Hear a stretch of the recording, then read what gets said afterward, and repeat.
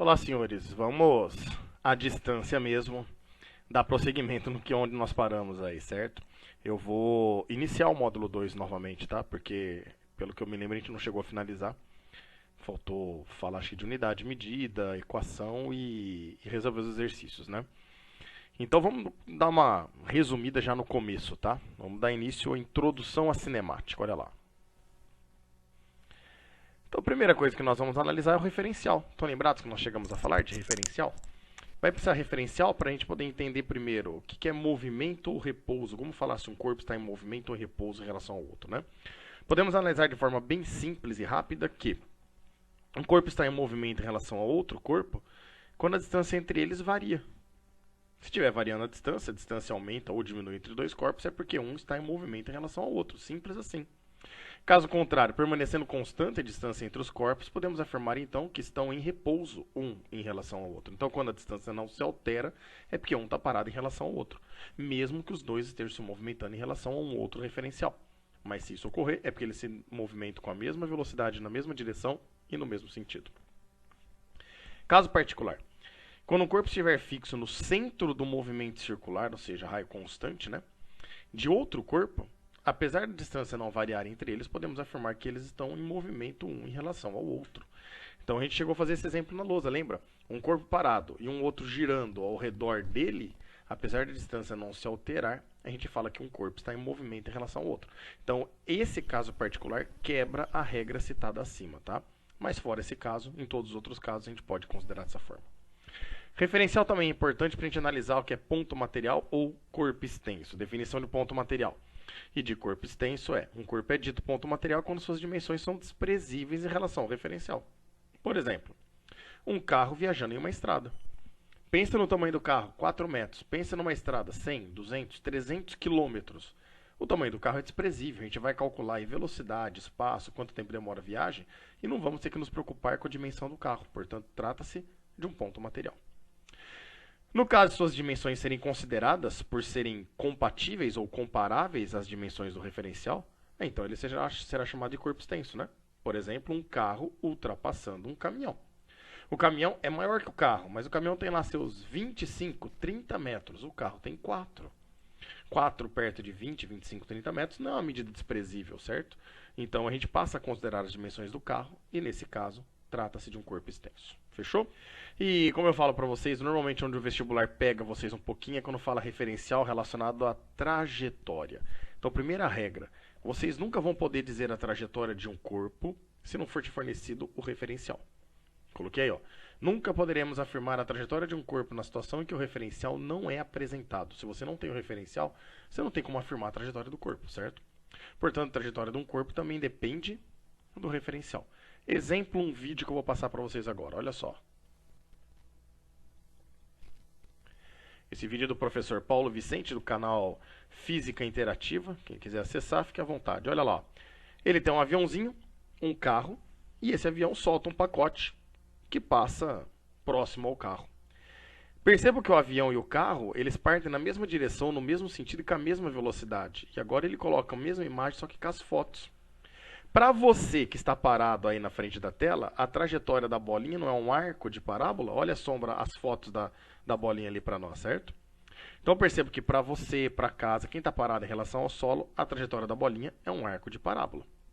Agora, e se nós fôssemos comparar a trajetória dessa bolinha relacionada com o movimento do avião e do carro? Pega o avião e o carro como referência, olha lá.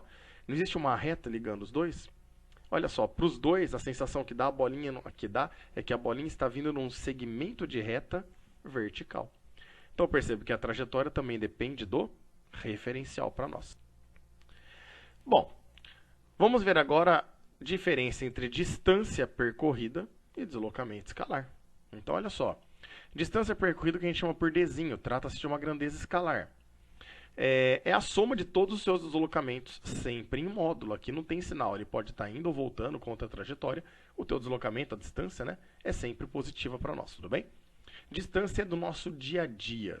O que a gente soma, a gente vai somando tudo que a gente anda, tudo que a gente se desloca, certo? Já o deslocamento escalar, Apesar do nome escalar, trata-se de uma grandeza vetorial, ó a setinha lá. E o símbolo que representa o deslocamento escalar é o nosso ΔS, certo? E para a gente calcular ΔS, é sempre delta, é variação, né? Então é pegar o S final menos o S inicial. Peão, precisa desse parênteses? Não, não tem necessidade, mas eu já expliquei que é bom para não correr risco de erros, né? Bom, você quer representar desse jeito, você pode, não tem problema nenhum. Pode pôr numa prova aberta e vestibular, tá? O examinador vai aceitar. É que normalmente esse S final e S inicial é representado dessa forma. Ó. A gente coloca que o ΔS é o S menos o S0. Mas para a tua organização e facilidade de trabalhar, você preferir trabalhar com a primeira, fique à vontade, tudo bem? Então eu percebo que ΔS é a posição final menos a inicial. Por exemplo, imagine uma trajetória, o espaço dado em metros, o zero indica a origem da trajetória, tá? Eu tenho as posições, valores positivos a favor da trajetória e negativos contra a trajetória, né? E eu vou colocar um móvel numa posição inicial ali, ó, para a gente começar a estudar, menos 20. Esse móvel vai se deslocar para a direita, então a primeira posição dele é o menos 20. E vai até o 30, que passa a ser a segunda posição dele. Depois ele volta e para no 10, que passa a ser a sua terceira posição, tudo bem? Vamos calcular a distância e o ΔS desse corpo? Olha a distância. É a soma de todos os deslocamentos. O primeiro deslocamento dele, do menos 20 até o 30, ele andou 50 metros. Ele andou 5 intervalos de 10 metros, né? Porém, agora ele volta. E agora, no retorno, ele anda um segundo deslocamento que vale 20 metros. Distância percorrida é somar tudo isso, ó. É o D1 mais o D2, sem sinal, não importa se vai ou se volta. Portanto, nesse caso, nossa distância deu 70 metros no total. E qual que seria o deslocamento escalar desse corpo? Então, agora, ó, uma relação vetorial, né? Eu tenho que tomar cuidado. Eu quero saber o quanto ele está deslocado na trajetória, tomando como referência a primeira posição. O ΔS é o S final, menos o S inicial. Então, vamos esquecer os outros valores da trajetória, vamos olhar só para a posição final, que é a 3, e a posição inicial, que era 1. Jogando na equação, ó, o S final vale 10, menos parênteses, o S inicial, que vale menos 20. Então, perceba a importância do parênteses aí, para a gente lembrar que tem dois menos aí, um que é do valor, o outro que é da fórmula, né? Menos com menos dá mais, e 10 mais 20, isso daqui dá 30 metros positivo. Se você olhar na trajetória, ó, ao final do seu movimento, o corpo está 30 metros deslocado em relação à posição inicial. E esses 30 metros a favor da trajetória, por isso que é positivo. E isso já dá uma classificação de movimento para nós, olha que bonitinho. Toda vez que o ΔS é positivo, chamamos o movimento de progressivo. Toda vez que o ΔS é negativo, chamamos esse movimento de movimento retrógrado. Fechou?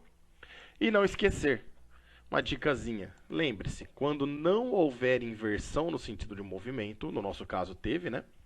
O ΔS em módulo é sempre igual à distância percorrida. Então, se o móvel não inverte o sentido do movimento, distância e ΔS são exatamente iguais. Fechou? E agora vamos falar de velocidade escalar média. Uma equaçãozinha que todo mundo sabe trabalhar, né? Todo mundo lembra. Lembrando que velocidade é vetor, por isso que tem setinha em cima, apesar do nome escalar. É escalar porque nós vamos trabalhar apenas o escalar dela, por enquanto, porque não vai mudar a direção do vetor velocidade, né? Ele só inverte o sentido. E se ele inverte o sentido, a gente vai usar o sinal como referência. Positivo quando concorda com a trajetória e negativo quando discorda. A equação para calcular a velocidade média, todo mundo lembra, né? É o ΔS sobre o ΔT. Unidades de medida aqui. No Sistema Internacional de Unidades, ó, a velocidade tem que ser em metros por segundo, o espaço em metro e o tempo em segundos. No sistema usual do nosso cotidiano, do nosso dia a dia, a velocidade seria em quilômetros por hora, o ΔS em quilômetros e o tempo em horas. Peão, como é que eu faço para transformar? Posso fazer a regra de 3? Lógico que pode. Guarda um valor, decora um, sei lá, que 108 km por hora equivale a 30 metros por segundo. E aí, regra de 3 você pode fazer sempre, tá? Mas existe uma regrinha prática que é, quando eu vou passar do sistema internacional, metros por segundo, para quilômetros por hora, todo mundo lembra do valor 3,6, né? Vamos pensar o seguinte, metro para quilômetro, o quilômetro é maior que o metro, né? Então, do metro para o quilômetro, eu vou ter que aumentar. Então, eu tenho que multiplicar pelo 3,6. Caso contrário, passar do quilômetros por hora para metros por segundo, é passar do quilômetro para metro, que é uma unidade menor. Então, se eu vou diminuir, eu tenho que dividir por 3,6. Fechou, senhores? Lembrando que esse multiplicar por 3,6 e dividir por 3,6 é a mudança de unidade apenas da velocidade, não do metro ou do segundo, que é o espaço e tempo, né? Cuidado que agora a gente pode classificar o movimento também. Velocidade positiva a gente chama de movimento progressivo. Se ela for negativa, então a gente vai falar que o movimento é um movimento retrógrado. E vamos falar de equação ou função horária dos espaços. Pode aparecer os dois nomes, tá? Equação horária dos espaços, que é o jeito que está na apostila de vocês aí, ou função horária dos espaços para nós, né? A equação horária dos espaços vem dessa formulinha aqui, ó. Olha que bacana. Velocidade média, ΔS sobre ΔT. Se a gente destrinchar, considerar a velocidade constante, seria um movimento uniforme para nós, a gente chega nessa equação, que é a famosa equação do sorvete. Sorvete. Equação horária do espaço. Bom, o que eu preciso entender dessa equação? Primeiro, eu tenho duas grandezas que são fixas. Então, olha quem é fixo aqui para nós. O S0 e o V. Um exemplo, eu estou andando fazendo uma caminhada. E eu inicio a caminhada na rodovia aqui perto de casa no quilômetro 280. Eu vou para o quilômetro 300. Não vai mudar aonde começou o meu movimento. A posição inicial ela é fixa, ela não muda isso. Continua sendo quanto? 280. Eu posso ir para o quilômetro 350. Vai continuar sendo que meu início foi aonde? Lá no 280. Então o S0 para nós, senhores, indica a posição onde iniciou o estudo do movimento de um corpo, ou iniciou o movimento de um corpo. Ele é fixo, ele nunca vai mudar. Assim como a velocidade. Nessa equação do primeiro grau que nós estamos vendo aí, ó, o expoente é 1, lá no Tzinho, a velocidade ela vai ser constante. Então, se eu sair andando a 10 km por hora, eu vou manter a velocidade 10 km por hora sempre. Isso indica para nós que esse valor não muda. A única que muda é o tempo e o espaço S final. No instante 1, eu vou estar lá na posição 2. Agora no instante 2, eu vou estar lá na posição 5. Agora no instante 3, eu vou estar lá na posição 8. Para cada instante, eu tenho uma posição final diferente. Então, essas grandezas são as grandezas chamadas de variáveis. Ok? Exemplo para a gente poder entender? Olha só. Imagine uma dada equação abaixo, determine a posição inicial desse móvel, a posição S0, e a velocidade desse móvel, que é o V. Olha agora, ó, eu dei a equação. 4 menos 2t. S e t são as variáveis. Para cada t, eu tenho um S. Para cada S, eu tenho um t. É como lá na matemática, y em função de x. Temos uma equação. Só que eu pergunto para vocês a posição inicial. Vamos lembrar a equação do sorvete? Ó? S igual a S0 mais VT. Olha o S0. O S0 indica a posição inicial. O S0 é o termo independente. É o que está sozinho ali.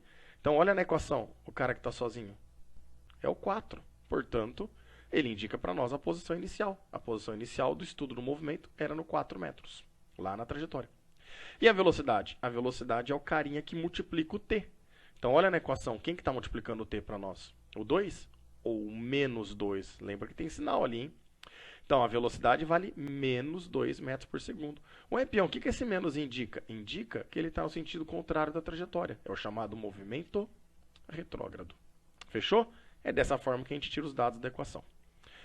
Exemplo 2. Dada a equação abaixo, determine a posição desse móvel, o S, no instante 3 segundos.